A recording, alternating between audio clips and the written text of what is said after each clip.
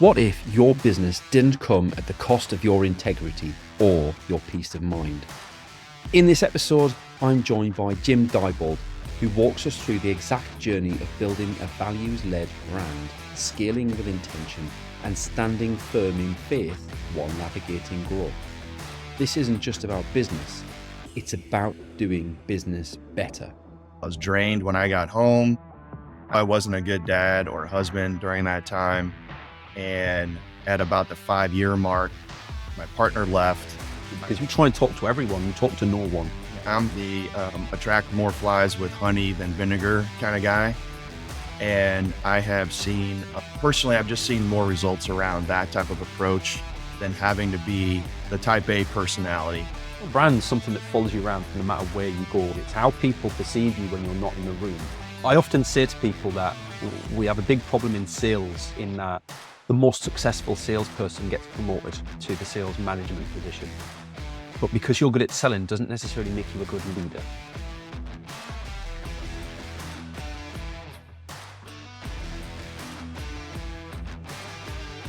Ever wonder how to grow your business without losing sight of your values? Jim Diebold shares how faith-driven entrepreneurs can scale with purpose and integrity without the fluff. Jim is a certified master business coach, leadership trainer, and is a partner of Focal Point Business Coaching, where he helps faith-driven entrepreneurs and executives scale their business with purpose. With a background in electrical engineering, Jim's journey took an unexpected turn when he moved into sales and leadership roles and eventually running his own business. His coaching practice is built on integrating faith and business, helping leaders navigate growth, decision-making, and leadership while staying aligned with their values. Jim's passionate about creating a community of business leaders who want to build success through biblical principles, integrity, and strategic planning. Jim, welcome to the show. Paul, thank you so much. Really excited to be here. It's a pleasure. It's a pleasure. There's an interesting side to this in that I'm agnostic, right? I'm not a faith-based person myself per se. I'm not a disbeliever. I don't particularly believe anything myself, but I don't disbelieve in other people's faith. So I find faith really interesting and fascinating. And I'd like to think that I live by a lot of the values that most people of faith live by also, which I think a lot of good people do, which is why I find this conversation really interesting, because we talk a lot in business about authenticity and being ourselves. And most people are very anxious about what authenticity means in different situations. And I think having those principles and ethics and morals that guide us are really important in those moments to help us see what's important. So I'm looking forward to getting into this with you, Jim. Let's rewind back to the beginning of your story. So you started out as an electrical engineer. As a kid, is that something you wanted to be? Did you want to be an electrical engineer, or is that kind of something that you fell into in the first place? No, it's an interesting story, Paul. I had no idea what I wanted to do. I just knew that I enjoyed math and science, and not really having a great, say, guidance counselor or whatever in high school. And neither of my parents went to college. My dad comes from the quintessential blue collar family where you did everything yourself. That gene did not land in me anywhere. I did not like working on the cars or pulling things apart and stuff like that. So my very engineering logical process to figure all that out was I looked at various jobs that were available, or I should say disciplines that were available, and what they earned as a median income. And I went in order from top to bottom. Top was doctors, which was no more school for me. So I wasn't going that direction. Then lawyers, again, no more school. So I wasn't going that direction. Third category, engineers. So that was my logical process for deciding to become an engineer. And then the funny part is I've actually never sat at a desk and engineered anything. I think you've told a story there that so many of us have struggled with in our early lives, right? Like, it doesn't matter where, I can't speak for the Eastern hemisphere of the world, but I know in the Western world, career guidance is terrible generally, right? It's terrible for young kids. And we still don't seem to have moved on in many instances from you need to pick a career path. You need to follow your career path for the rest of your life. And that is it. You need to pick it at 7-year-old and you need to work towards it. And you need to know what you Yeah. want. And if you don't know what you want, you're a weird person. Like, why don't you know what you want? And yet the vast majority of people, never mind children, don't know what they want. I didn't realize what I wanted to do till I hit 35, 40-year-old. And I see lots of examples of that throughout the world. A lot of people hit their stride in their midlife because they've experienced the world and they've found what is enjoyable. And I think that's the crux. What's interesting is you've almost seemed to have done what I'd advise most young people to do, is to kind of forget about what you think you should be doing. Look at what you think you'll be good at.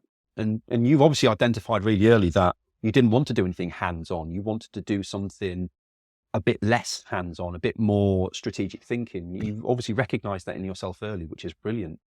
Special shout out in today's episode for our charity partners, ADHD Liberty, led by Sarah Templeton, who are part of the fight to prevent the school to prison pipeline for ADHD and neurodiverse individuals.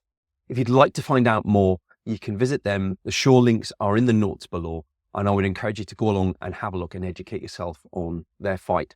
It's an incredibly important cause, and we're super proud to have them as charity partners for the MarketPulse Pros and Pioneers podcast. Thank you. Enjoy the rest of your episode. So you started as an electrical engineer, but you didn't engineer anything. What? Yeah.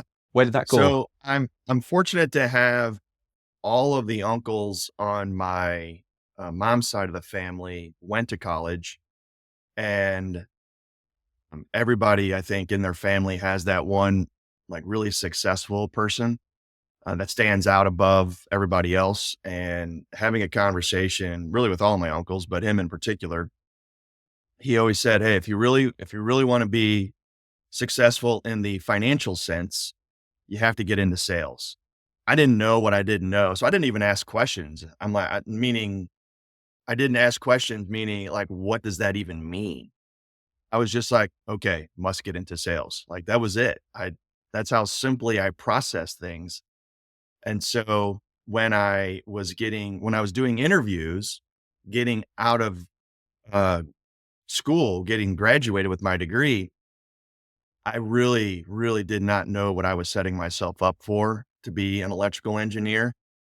And all of these interviews, I actually started to nod off in one of them. I was tired and it was not an interesting interview at all. And literally was concerned about what choices I had just made and spending all the money I did to get the degree I got. But thankfully I did wind up with a nice role. And one of the, proverbial questions, what do you want to do in 3 to 5 years? And I just said, sales. I want to be in sales. And that really kind of launched everything for me.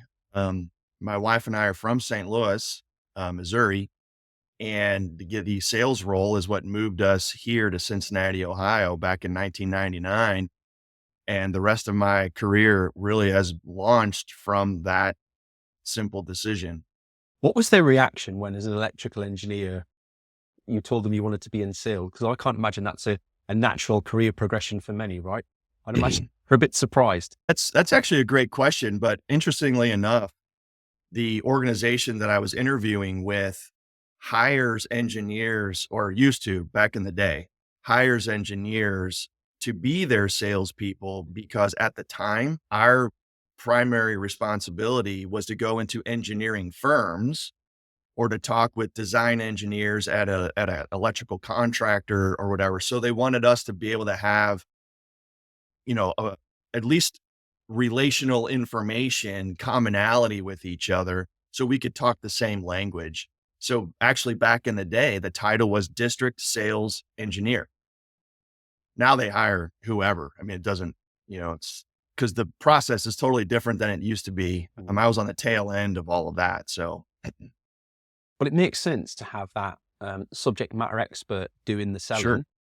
Because what I see a lot of the time, especially in B2B and certainly around SaaS or technical products, is the salespeople get armed with a veneer of knowledge, and then inevitably they go into to sell the product or service, and the client asks a deeper question, and the sales engineer kind of falls off the rails a bit because, oh, I don't know, I'll have to go and find that out. And immediately the trust's lost.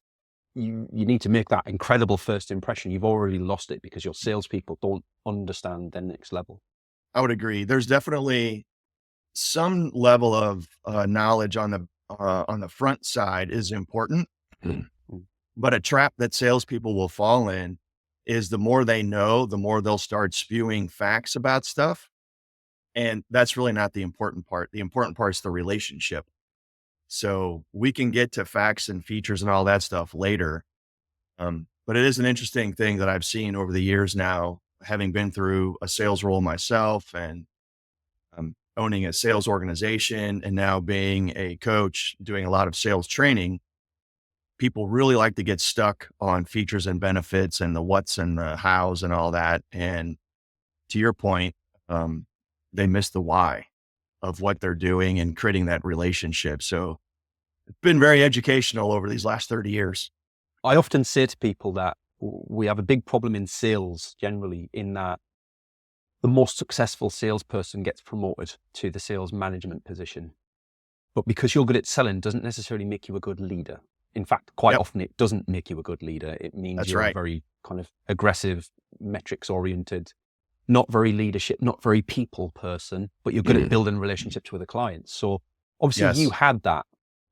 Where do you think that ability to lead came from? Honestly, for me, there was definitely training that was needed that I got from Focal Point. But even before that, I really do believe it's my ability to relate to people and listen. Now, don't get me wrong. I was definitely the person that fell into the camp of listening to respond versus listening to learn earlier on in my career.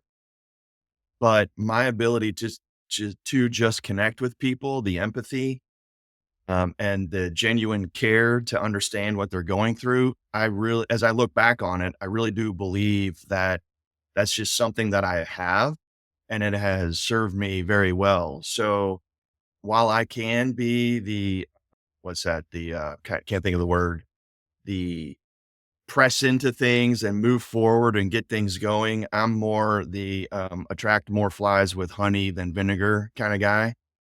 And I have seen, personally, I've just seen more results around that type of approach than having to be, the type A personality, which I can do. I just prefer not to. I think that's, yeah, I think we can all do that, but yes, it's not for the vast majority of people, it's not a pleasant style of leadership to Yeah. drive forwards with, and we'd all rather work with the former. I wonder. So we're going to come back to faith in a moment, but at this point during all these years, I assume that you had faith behind the scenes as well, right? Like, do you think that was a guiding principle that led you Y- towards that relationship building and that value first relationships? I really do believe it. So I will say that a lot of my understanding now is looking back on things. I grew up in a household that was we were Catholic. We went to school or went to Catholic school. We went to church all the time. So faith was certainly a big part of our everyday life. But in all objectivity, I would say it was a little more accidental than intentional. So it's one thing to go to school or go to church, but it's another thing when you're away from those environments. What are you doing? Like, how are you living out those principles other than just being nice or just being good, right? Those are not the same thing. Hence, my whole progression here recently as a business coach serving Christian business owners. So, yeah, I do believe that was definitely a part of it, but it was more subconscious, more reactive than proactive.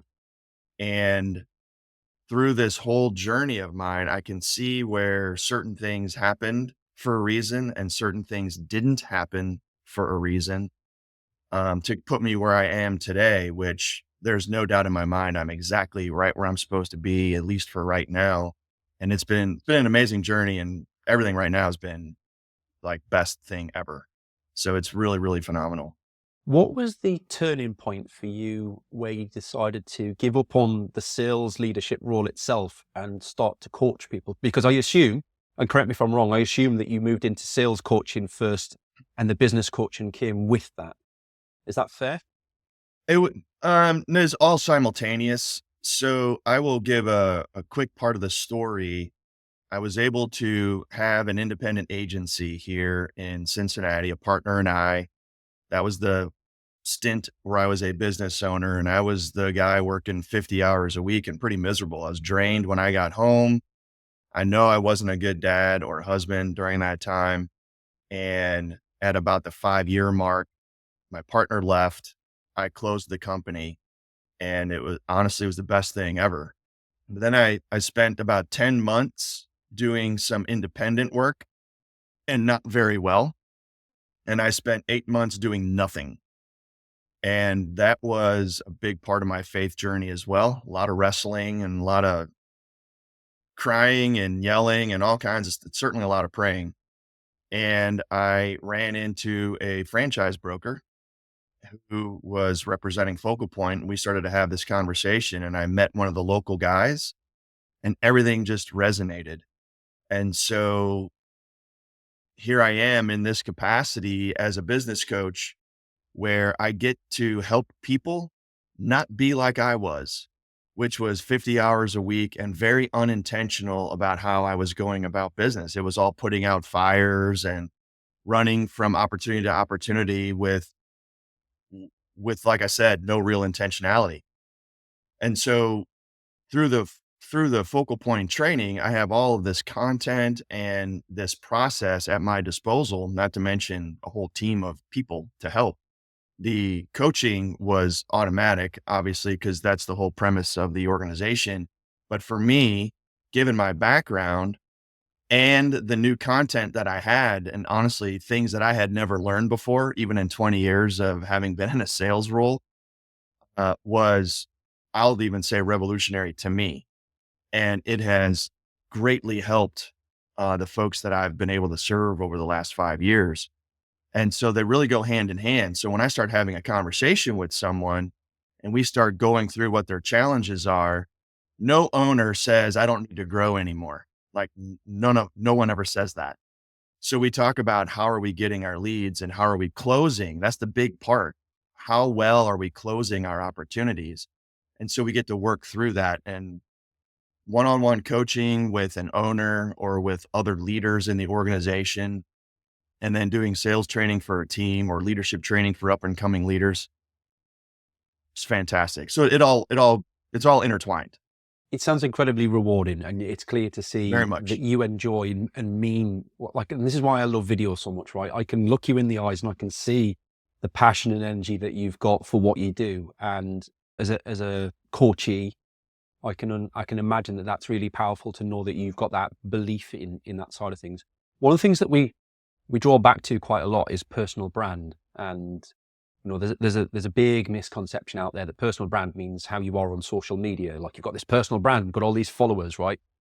Right. Personal brand's something that follows you around no matter where you go and what you do. It's how people perceive you when you're not in the room, which Yes. I think, if I align that with your focus on values and morals, as well as strategy and mission, I think that's really important for the business owners you work with. Is that fair?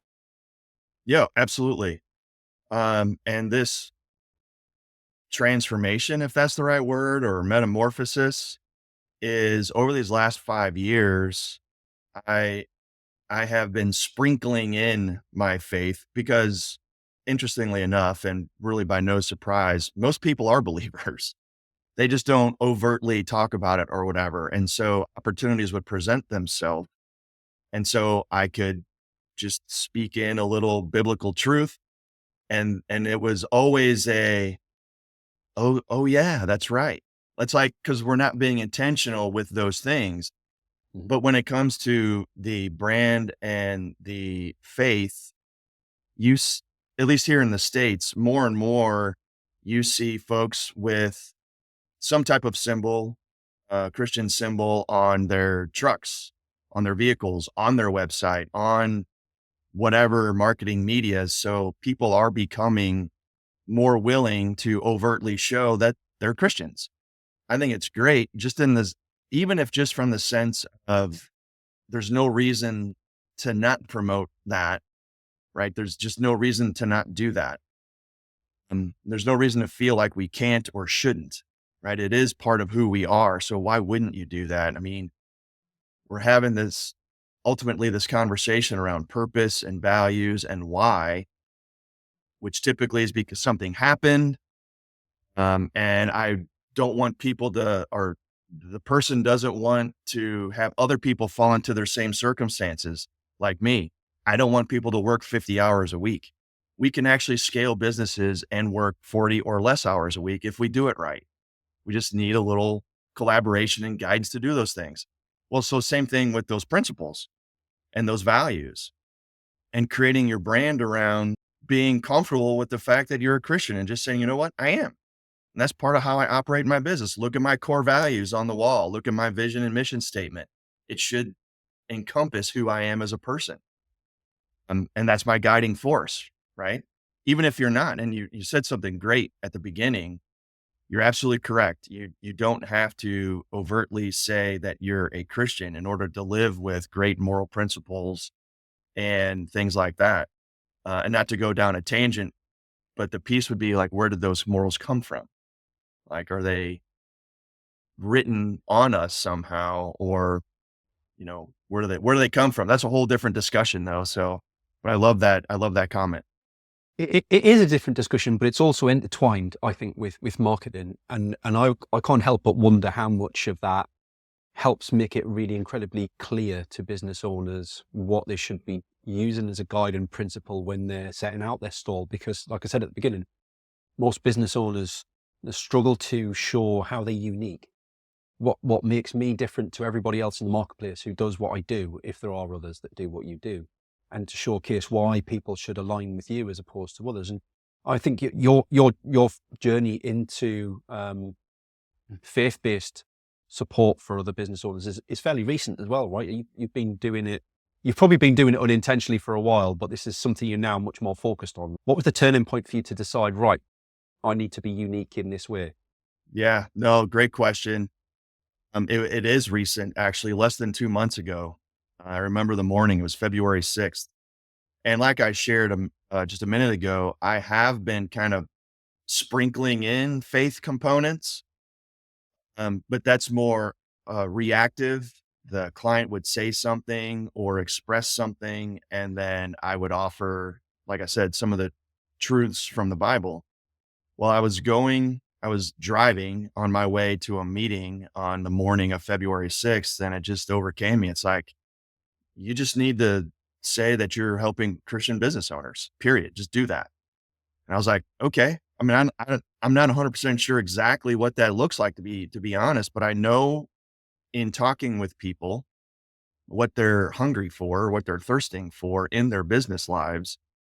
And that is more intentionality around who they are as Christians. And so for me, it's even a journey. It's always a journey for us. And if you read in the Bible, God doesn't let you know what the plans are. He really only lets you know what the next step is. So that's why they always call it a step of faith. So I've taken that step of faith and I've made that proclamation that that's what I'm doing. And ever since I've done that, more and more opportunities are coming forward, which is just amazing in and of itself. But it was that morning where and he was the first person I told. I said, "You're not going to believe," and it's another Christian who's doing some other Christian work with Christian business owners. And um, so I told him what happened on the way, and we just had a great conversation around the whole thing. And so what's important to me, what I've realized is how many business owners are wanting to do this and be more intentional. So I always have conversations with my clients. When we are not controlling what we're doing throughout the day, things go off the rails. The thing is, no one drifts into greatness, right? We drift off the proverbial cliff. We have to be very intentional to get great. Well, the same thing holds true for faith. We're not going to drift into demonstrating our faith. We have to be intentional with the things that we're doing. And so that's my plan as of February 6th, is to help people, including myself, be more intentional with how they are demonstrating their faith and living by those principles through their business, but it'll ripple into their entire life and out from there. It will, and it's a great example of I'm going to use the British pronunciation of it, niching. It's a great Niche. example of niching right down into what you want to do with your business, with your life, what resonates with you, and what your values are, and being very, very specific about. So many businesses out there, you talk to them, and who are your clients? Well, it's all of these people here. But that, I mean, yes, that's a subsection of the great wide world, fine. But within that, there are people who align with you. There are people who don't. What separates those people off? And how can you find That's right. more of those people to talk to them more directly? Because you try and talk to everyone, you talk to no one. And I'm quite vocal about, I love to work with ADHD business owners, whether they realize they are or not. Inevitably, most of my clients are ADHD or neurodiverse because I am. I find it easy to communicate with people who are, because we connect the dots so easily and share those things with each other. And so that's, but you've got, it takes courage, I think. And if I'm honest, I haven't quite made the same leap of courage that you have, right? Like I haven't gone all in on ADHD business owners yet. Maybe I will, I don't know. But how much guidance do you think most business owners need in order to make that leap? Do you think it's something that helps when it comes from the outside, or do you think they already have it within them? They just need that transition moment, that transformation point?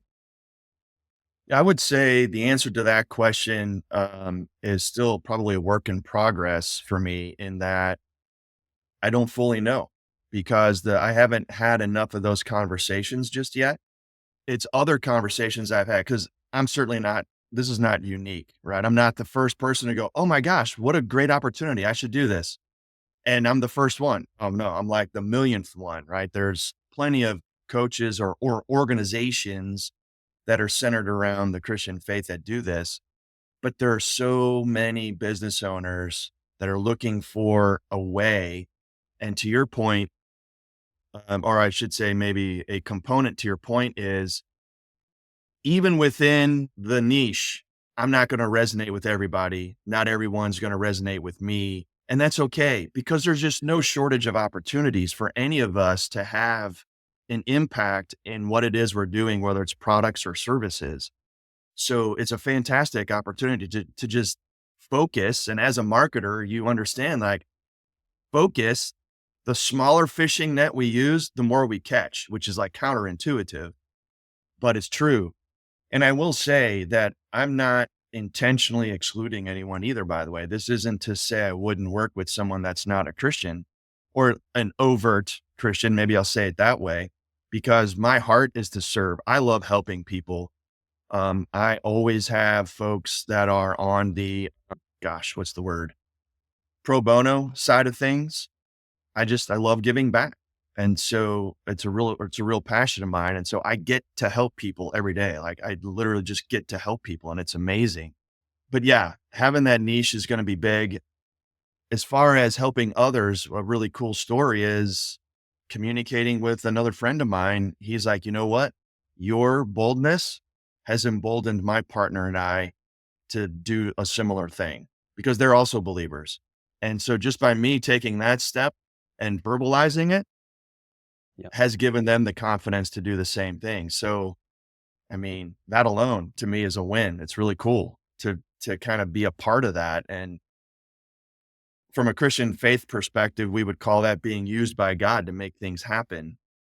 And so it is really cool and humbling and gratifying and all kinds of great adjectives to be used, to be able to be a small part of someone's process like that, just like being a coach and helping them unlock their mind around the things that are going on in their business. So yeah, it's all very connected to me. And yeah, it is fantastic. It's genuinely humbling to hear you talk about these things. I just think that if you were to take religion out of the equation, the conversation stays the same for so many It people. does. Like religion, it's the shell that you put around it. It's not a shell I have around it. There's some people have different shells, but ultimately it's about the values and the morals and the ethics that lie underneath it all. And if you can set those free into your marketing, into your business mission, your strategy, your outlook, your authenticity, it just becomes so much easier to be you and find other people like you. And I think that's the critical thing for most businesses is being able to reach those people on an emotional level, to know what makes them tick, so that you can speak to them as one of them. And I think that's a really important message for people to take away from today. Jim, I've thoroughly enjoyed the conversation. If anybody's listening along and they want to find out a bit more about you, about your coaching, how can they reach you? What's the best way to contact you? Yeah, so they can reach out on LinkedIn, of course. My extension is just Jim-Diebold for the LinkedIn extension. They can certainly get a hold of me depending upon where they're at in the world, but they can get a hold of me on my cell phone, which is 513-444-0067. Or email, of course, is easy. It's Diebold, Diebold, at focalpointcoaching.com, all one word. Brilliant. We'll make sure all that's in the show notes for you as well. Thank you very much, Jim. I appreciate it, having you as a guest today. Thanks for coming along and spending your time with us early in the morning. I hope you have a fantastic day, and we'll speak soon. Thank you, Paul. You too. Thanks for the opportunity. And thank you at home for watching along and joining us. Don't forget to hit the subscribe button, and I'll see you next week for another fantastic guest on season 2 of MarketPulse Pros and Pioneers.